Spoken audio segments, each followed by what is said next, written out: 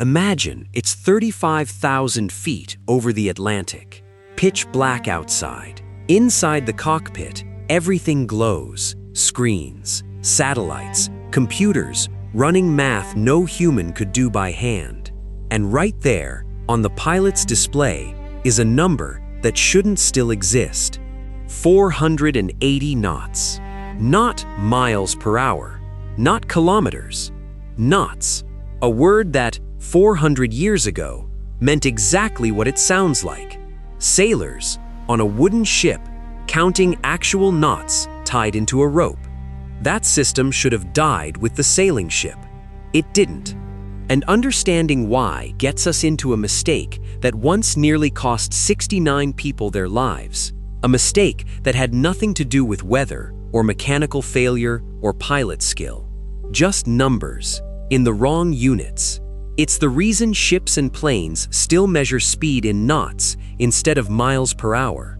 And it starts almost 400 years before either one existed.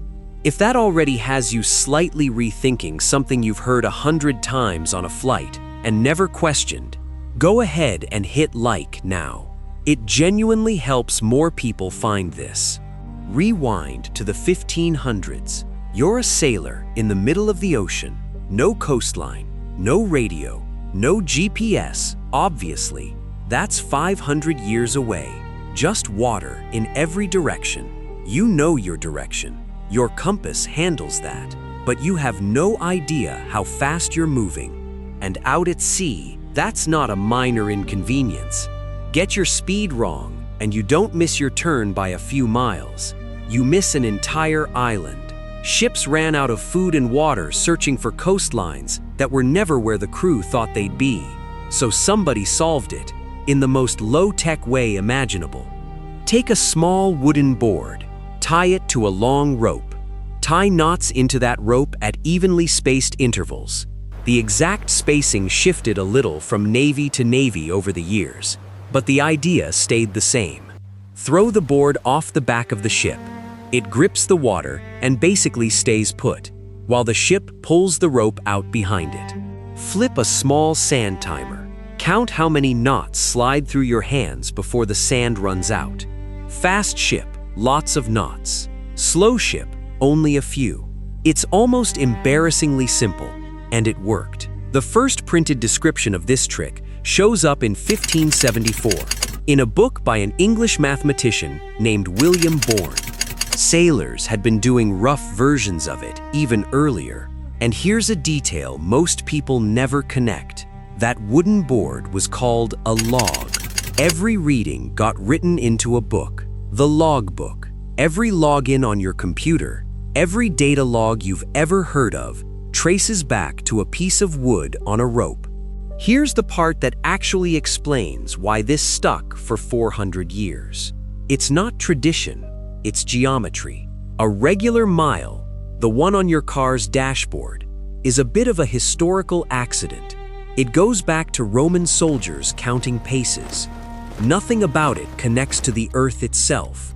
It's just a distance somebody picked a long time ago, and everyone agreed to keep using. A nautical mile is completely different. Picture the Earth sliced into 360 degrees. Like an orange cut into wedges. Now slice each of those degrees into 60 smaller pieces. 1 nautical mile is the length of exactly one of those small slices. 1 minute of latitude, measured right along the surface of the planet. That's not a random number.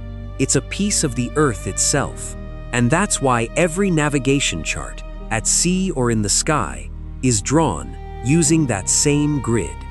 A navigator can measure a distance on the map, hold it against the latitude lines on the edge, and read the answer directly.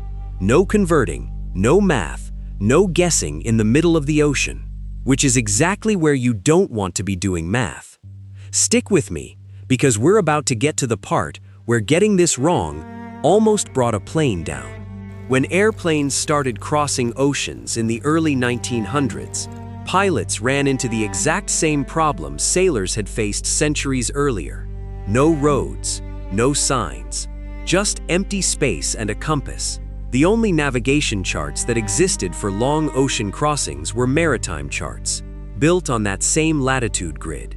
So aviation didn't invent a new system. It borrowed the one that already worked. And in 1929, the world made it official.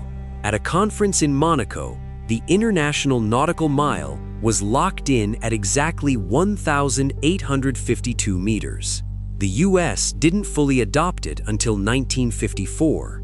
The UK held out until 1970. Today, a pilot in Tokyo, a controller in Sao Paulo, and a captain in Berlin all talk speed using the exact same unit. One shared language, built entirely around the shape of the Earth. Now here's where this stops being trivia. July 23, 1983. Air Canada Flight 143, a brand new Boeing 767, is cruising at 41,000 feet on its way from Montreal to Edmonton. 69 people on board. This plane was one of the first in Air Canada's fleet built to run entirely on the metric system. Kilograms, not pounds. But its fuel gauge was broken. So before departure, ground crew had to calculate the fuel load by hand, using a measuring stick and a conversion formula. They used the wrong number. Instead of converting fuel volume into kilograms, they used a conversion factor meant for pounds. It's the same kind of mistake as mixing up knots and miles per hour. Two different systems of measurement, quietly swapped, with nobody catching it. The result? The plane took off with less than half the fuel it needed. Midway through the flight, warning lights start flashing. Low fuel pressure, left side. The crew assumes a pump failure, a routine problem, and switches it off. Minutes later, a second warning, right side. Then the left engine dies. Then the right one follows. At 41,000 feet, with 69 people on board, this airplane has no engines, no thrust, almost no instruments. Captain Robert Pearson, who also happened to be an experienced glider pilot, takes over completely by feel. First Officer Maurice Quintal starts scanning for anywhere flat enough to land, and remembers an old Air Force base he used to fly out of, called Gimli. What neither of them knew yet, that runway had been converted into a racetrack. There was a car race happening on it, right at that moment. Pearson brought the aircraft in, using a maneuver borrowed straight from small gliders. Nothing a 767 was ever designed for, just to lose enough altitude in time. They landed. Nobody died. A few people were hurt during the evacuation, but everyone walked away. The entire emergency traces back to one wrong number, in one wrong unit, from a system that was supposed to prevent exactly this. So next time you hear a pilot announce a speed in knots, that's not the aviation industry clinging to something old for the sake of nostalgia. It's the opposite. Knots survived because they're tied directly to the shape of the planet. In a way, miles per hour never was. Every chart, every flight plan, every calculation lines up because of it. But the Gimli glider is the reminder underneath all of it. The moment you mix two systems of measurement without noticing, the math doesn't care how careful everyone else was. It just fails, quietly, until it doesn't. 400 years ago, a sailor solved this with a piece of wood and a rope. We're still living inside that solution every time a plane crosses an ocean. If this is the kind of thing that sticks in your head after you close the video, the kind of detail you didn't know you needed until now, send it to the one friend who always asks, "Wait, why do pilots say knots?" You'll finally have the answer, and you'll sound like you've known it for years. And if you want the next one of these, the moment it's out, subscribe, and there's a playlist right on your screen with more stories just like this one. Pick whichever title catches your eye. Thanks for watching. I'll see you in the next one.